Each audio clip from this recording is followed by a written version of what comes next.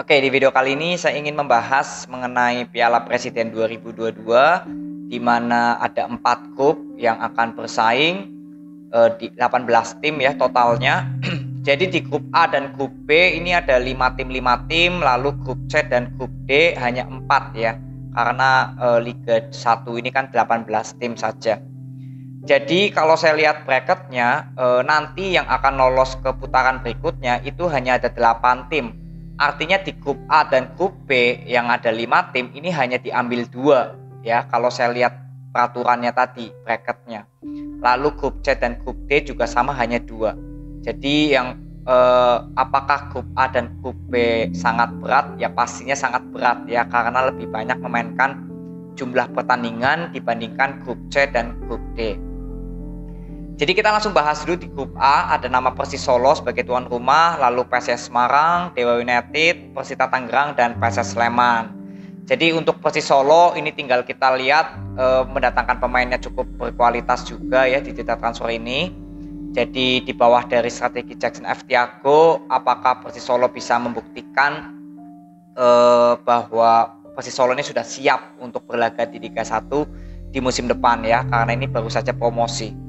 Lalu PSIS Semarang ini juga bermainnya di Solo, jadi nggak terlalu jauh ya jaraknya.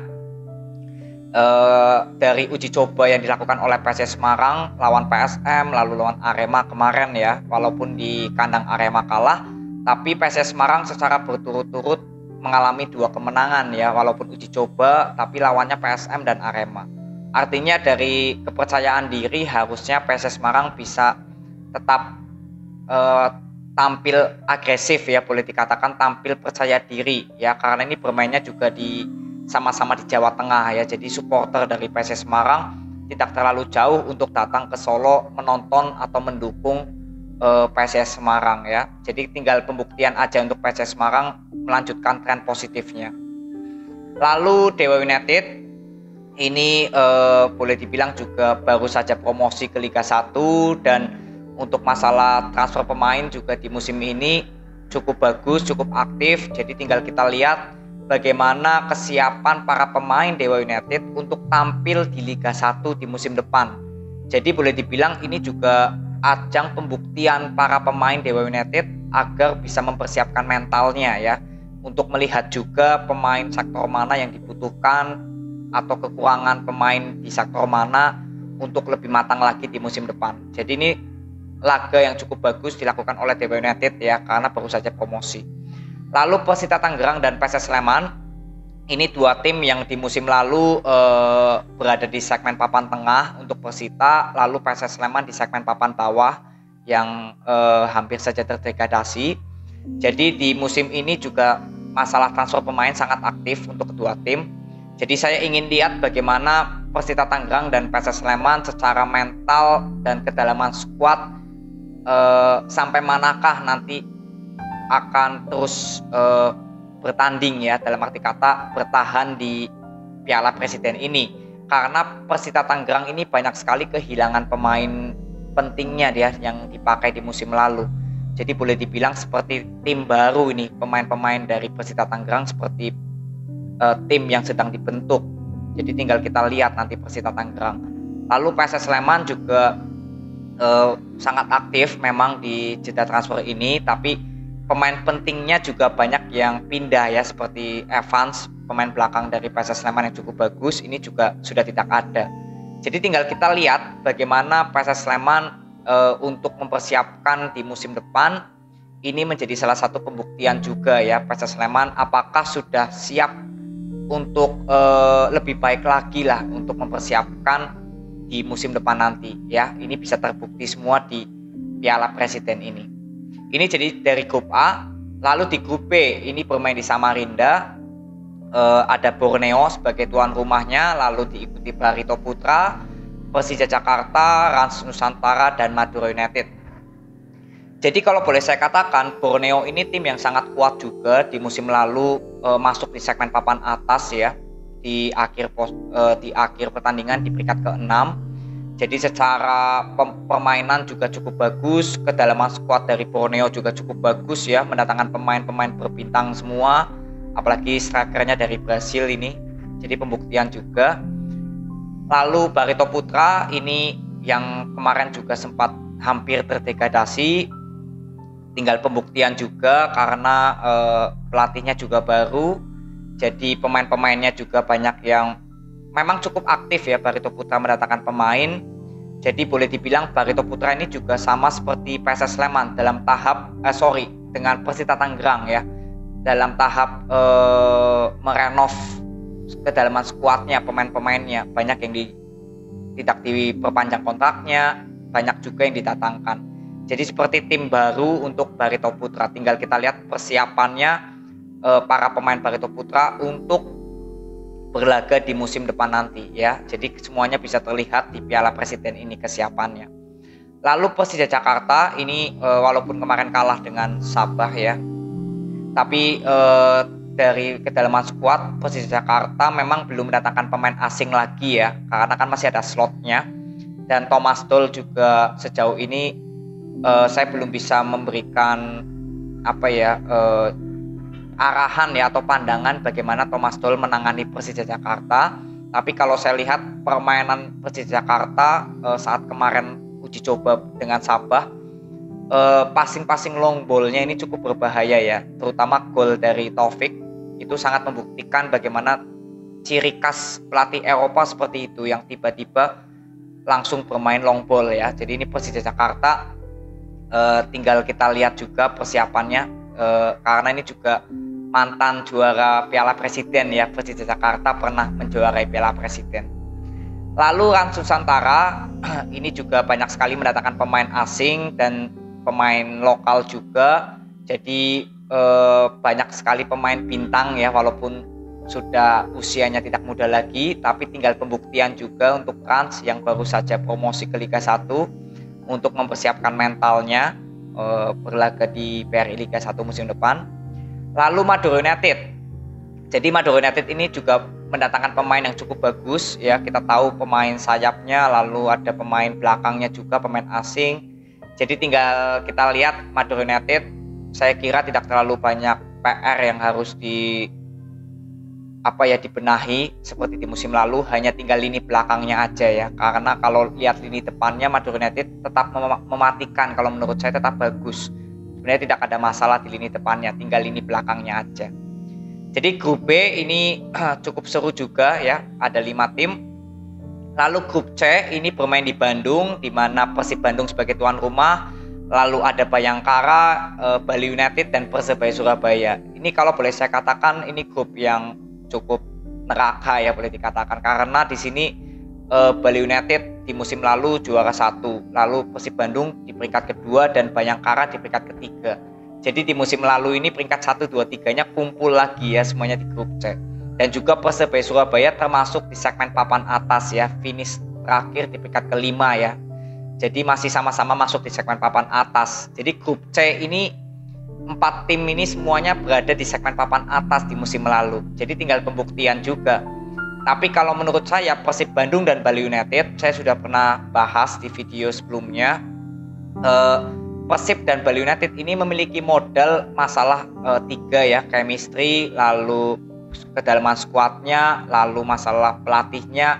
Ini modal yang tidak ada perubahan yang signifikan ya, justru semakin bagus karena Persib Bandung mendatangkan Ciro, lalu ada Bali United yang mendatangkan pemain-pemain berkelas juga, ada Novri, ada Adri Idrus, ada Ramdan Saluhu, Jajang. Jadi boleh dikatakan bahwa Persib Bandung dan Bali United tidak banyak perombakan skuad ya, masih tetap bagus. Lalu Bayangkara ini juga banyak kehilangan pemain intinya. Evan Dimas sudah tidak ada, lalu Adam Alis juga sudah hijrah.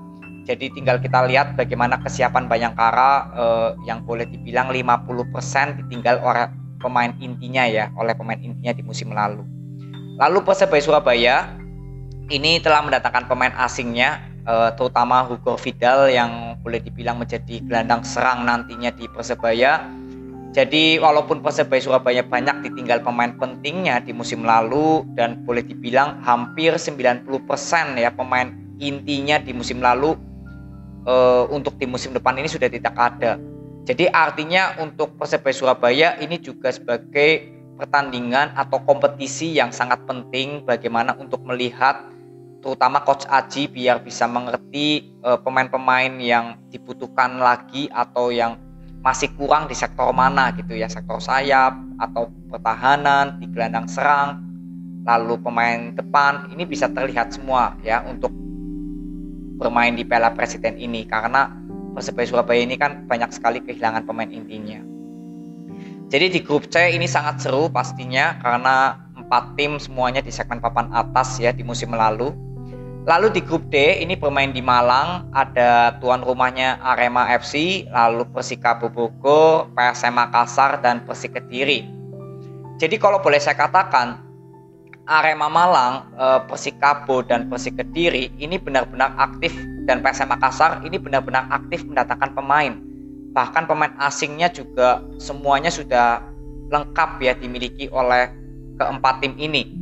Ya, jadi boleh dikatakan besok benar-benar ini laga yang atau grup yang benar-benar tidak kalah serunya seperti grup lainnya, karena memang Arema Malang juga harus sebagai tuan rumah harus bisa membuktikan juga, terutama pada pelatihnya ya, Almeida, tetap layak dipakai, dipertahankan apa enggak gitu ya untuk Almeida, karena yang menjadi sorotan ini kan untuk Arema sekarang pelatihnya.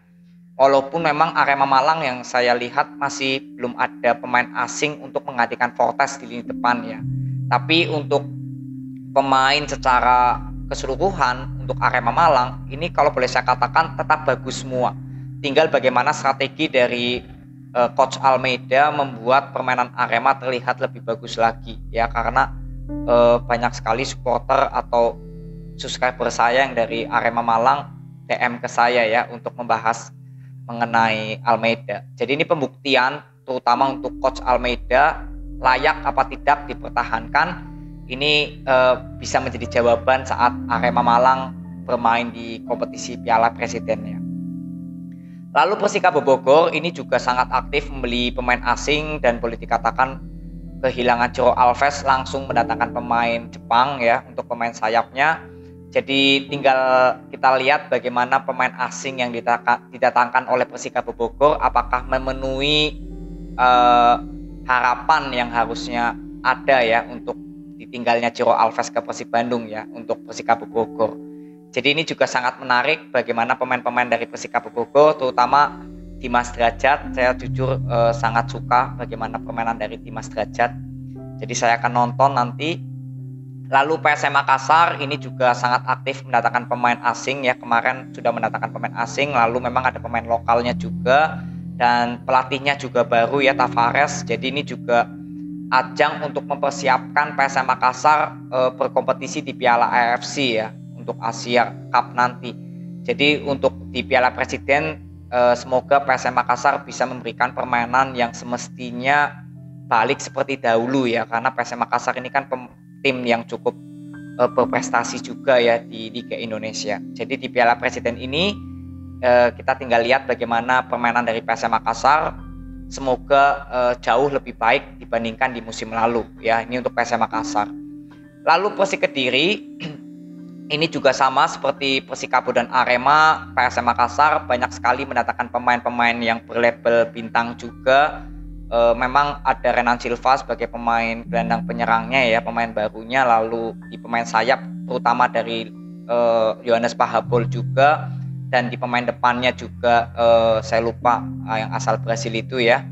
Jadi artinya untuk Persik Kediri ini juga sebagai momentum di Piala Presiden ini bisa dimanfaatkan agar para pemain bisa cepat beradaptasi ya, karena kan di uji coba kemarin belum sepenuhnya boleh dibilang kekuatan sepenuhnya lah yang dimiliki oleh Persik Kediri, karena berhadapan dengan tim yang memang bukan dari Liga 1 ya. Tapi besok di Piala Presiden ini tinggal pembuktian bagaimana pemain-pemain yang didatangkan, terutama di pemain sayapnya. Saya ingin melihat terutama permainan dari Abioso, Rahel. Saya ingin melihat bagaimana kontribusinya di pemain sayapnya ya. Lalu di pemain depannya saya lupa namanya yang pemain Brasil, itu tidak perlu diragukan lagi ya, semoga bisa sesuai dengan ekspektasi kita semua sebagai naluri gol yang tinggi. Jadi kalau boleh dibilang di grup D ini semuanya lebih ke merata ya, timnya ini benar-benar rata semua secara kedalaman squad dan secara permainannya pun juga saya lihat semua tim memiliki karakteristiknya masing-masing. Tinggal kita lihat siapakah yang akan lolos dari grup D ya, karena hanya ada 2 tim yang akan lolos. Jadi ini aja preview yang aku bisa berikan kepada kalian semua mengenai Piala Presiden di 2022. Semoga semuanya berjalan dengan lancar, dan tentunya untuk pertandingan besok saya akan membuat previewnya dan juga review. Karena kalau prediksi skor saya nggak akan buat ya, saya akan buat prediksi skor itu nanti di match BRI Liga 1 aja. Jadi untuk di Piala Presiden nanti kita buat preview dan reviewnya aja untuk tim-tim yang memang saya tahu dan yang saya tonton aja, saya akan buatkan videonya. Jadi itu aja video yang saya bisa bagikan kepada kalian. Terima kasih yang sudah nonton, respect buat kalian. Nanti kita ketemu di video berikutnya. See you.